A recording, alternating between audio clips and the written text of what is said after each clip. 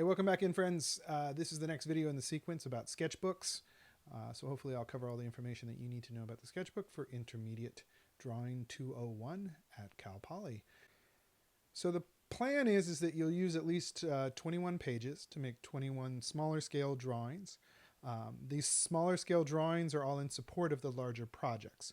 So obviously if we have 7 projects and we have 21 small drawings to do, that's 3 small drawings per large drawing, right? Simple math.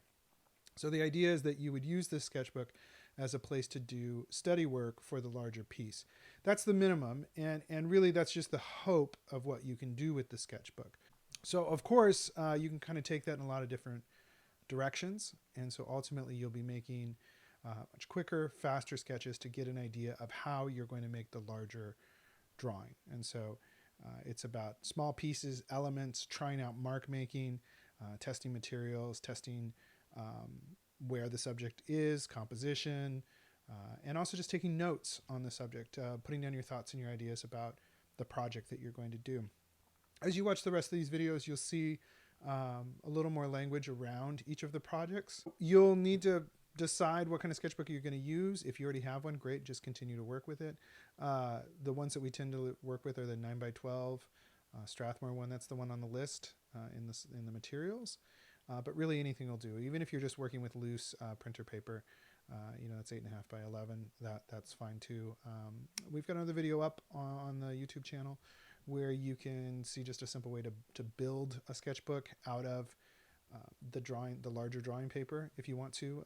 There's tons of videos online about how to build sketchbooks. Feel free to watch one and expand this. Ultimately, the sketchbook's yours, and so it should work for you, and it should be a place that feels comfortable to you. So it should be an object that fits in with what you're doing and who you are.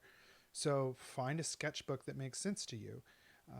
This is whether that's something you're going to use, further on. That's great. But ultimately, we just need it for this class. We'll need you to have, 20 pages in it. So even if you're working on both sides, that's 10. If you were to work on both sides, that's 10 pages if you wanted it to be just that small. And that's fine too. There can be something really delicate and elegant about a small sketchbook. So I want the sketchbook to be interesting to you. I want you to find a way to use it so that that it's making sense for you. Along as we go, I'll talk to you through emails about things you can put in the sketchbook that'll support the larger projects. But ultimately, you get to decide from what angle do you want to approach the sketches that you're putting in the sketchbook.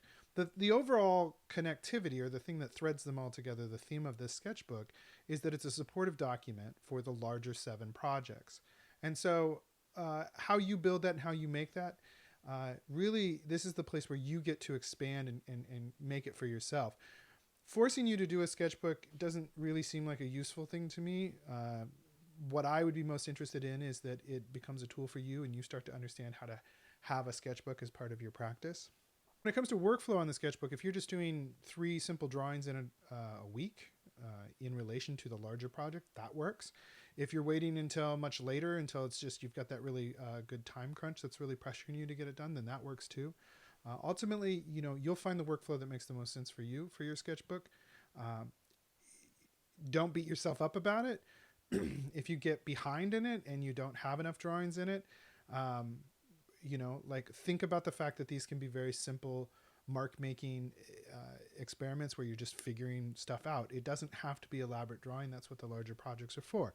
The sketchbook just gets to be this really wonderful little gem that reflects your ideas about what you're making. So yeah, take your time with it or don't. When I say don't, I don't mean to neglect it or disregard it. I just mean you can also work really quickly inside of a sketchbook and turn out really interesting things.